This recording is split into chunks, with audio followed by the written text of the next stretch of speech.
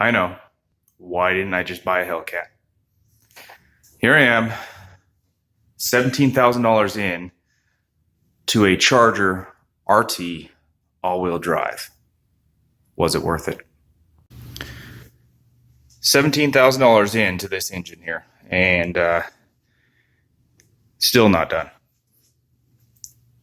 Basically, what we have is a D1SC Procharger kit on a 5.7 liter Hemi.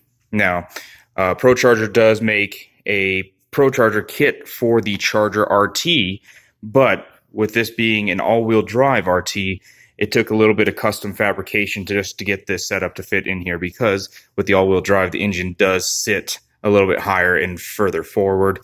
Just the positioning of it in the engine here, in the engine compartment, is a little bit different than the RT. So there had to be some custom fabrications set up in a few places here. My blow-off valve is mounted right there off the intercooler. I think normally it's supposed to sit somewhere here in the system, but a little bit of custom fabrication on the D1SC Procharger. We have a 3600 stall torque converter, which I can't show you in video here, but it's aftermarket torque converter, higher stall. That way I can get into the power band a little bit quicker. That mod, my first mod was the Procharger. Being at high altitude here, this giant beast of a car weighs 4,600 pounds with me sitting in it. Completely stock, 0 to 60 was mid 6 second, high 6 second, 0 to 60. The addition of the Procharger alone has improved that to a high 4 second, 0 to 60. And then the addition of the 3600 stall torque converter has improved that 0 to 60 to 3.9 seconds. So that's a 3.9 second, 0 to 60 in an all-wheel drive Charger at altitude. That's at 6,200 feet of elevation, depending on the air DA. We're 7,000 plus feet of air density. So for those of you that understand how density altitude affects engines and everything like that, 3.9 seconds, 0 to 60 in a 4,600 pound car is amazing. So Procharger, 3600 stall torque converter. We have a stage 2 water methanol kit from Snow. We have FIC 700 injectors, I believe that what's in here, a 600 liter per hour fuel pump. We got a custom tune from Glen Rains, 180 degree thermostat mod. That's kind of it for the go fast. I have the front and rear strut bars. I did upgrade the brakes with power stops. These are my winter tires right now. We are in winter, so I have my winter setup. What else do I have in the car here? A few other custom setups. I have the A-pillar pod mount with the AM AFR wideband. It's the Snow Stage 2, which reads boost from the supercharger and also at what rate they're spraying the water methanol into the vehicle, into the engine. The exhaust system is fairly stock. It's still got the stock exhaust manifolds. But there you go. It is a Charger all-wheel drive. For the exhaust, I just hacked out the resonators, took out the factory suitcase mufflers, has Flowmaster 40 series in place. 17,000, all this work has been done, and we still haven't even cracked open the engine because I still have stock internals on this vehicle. So running 7.5 pounds of boost.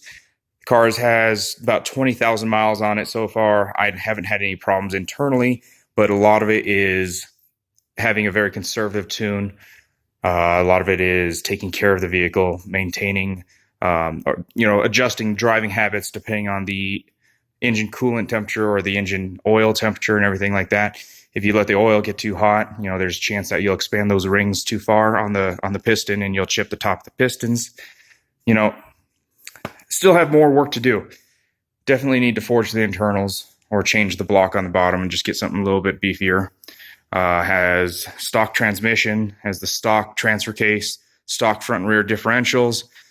You know, a lot of people are afraid to modify the all-wheel drive Chargers because they're concerned about the amount of power that the car can handle. But on my race tune with 110 race fuel, where upwards of 600 all-wheel drive horsepower, my daily driver tune on this vehicle is about 520, 530 all-wheel drive horsepower.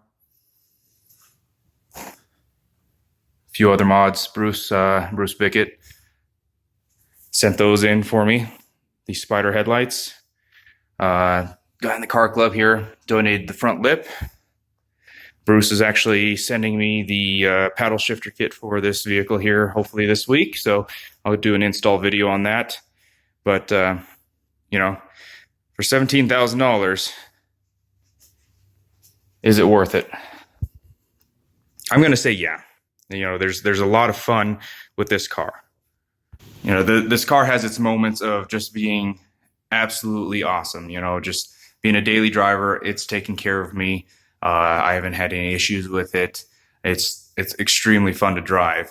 And, you know, for the people that sit there and say, you know, why didn't I buy a Hellcat, or why didn't I just buy a 392 SRT?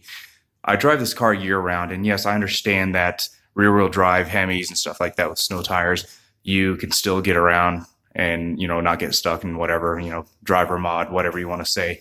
But with all wheel drive, I have the ability to drive in snow without any sort of concern. I don't worry if I'm going to get stuck. If I need to race at the track, I actually go to the track and I race on my all-season radials. I don't have to buy drag tires because I launch an all-wheel drive. So traction's not an issue. At altitude, I run a 12.4 second quarter mile at mid 7,500, 7,200, 7,500 air DA. So a 12.4. That's in the realm of Hellcats up in Colorado. So Colorado Hellcats will run low 12s, high 11s. So, you know, I am running Hellcat, essentially Hellcat numbers with an all-wheel drive RT. The car is unique. You know, there's not very many people out there with an all-wheel drive RT that's been modified. When, you know, shut the hood and everything like that, you don't see anything under there. It's a sleeper. It's just another RT. You know, nobody expects anything. But, you know, you go to the track and you start throwing numbers. And, you know, I'm running low 12s, and other RTs, you know, run mid 15s up here. So, you know, I jump out in this car and, you know, I'm running 3 seconds faster than any of the other naturally aspirated RTs out there. It's definitely something that's going to turn heads, you know, and people that are car people, they'll understand what's going on here. You know, just the regular Joe Blow guy that, you know, doesn't really care about performance or anything like that. They may not understand what's under the hood. They may not understand, you know, what drives somebody to modify a car like this. But, you know, when it comes down to it, you know, it's what makes you happy. You know, I'm definitely a Mopar guy. You know, we have the family hauler Toyota over there. Wife didn't want the Durango RT for whatever reason. I definitely wanted that, but, you know, the Toyota's reliable. But over here, being a Mopar guy, it's a great car. You know, I've always wanted an RT, and I absolutely love this car. But, you know, when it comes down to it, you know, some people like the V6, and you know what? It still says Dodge on it. V6 is still a Mopar. So, you know, some people just like the car for its appearance. I like the car for its appearance. I also like the car for the performance that I can get out of it. But to each its own. You know, everybody's going to do their own thing. Somebody else can say, you know, for $17,000, I can modify the car in XYZ such and such way. You know, for $17,000, I can put 24-inch rims on the car and put TVs in the door and Kong the thing out, you know. But to each their own. You know, it's your car. You're going to do things the way that you like it. This is the way that I did it on mine. $17,000, so be it. This is the way I decided to build my car. But, you know, if there's other people out there that are looking at modding their car, you know, especially you guys with the all-wheel drives, you know, you're afraid to mod the car because you don't know what to expect. You know, if you want to do it, just get the right tuner, go to the right place, and you can do it with your car. But, you know, my opinion, it was worth it. You know, feel free to leave your opinion down below. You guys can say that the car sucks or whatever. Again, you're entitled to your opinion. I'm entitled to mine. But, you know, I read all the comments. So, I mean, if you hate the car, let me know why you hate the car. You know, and you know, maybe I'll see your point of view and upgrade or something like that. But anyways, rambling on here. Just wanted to share the car and just kind of talk about what you can do with a little bit of money in modifying a car. We'll catch you next time.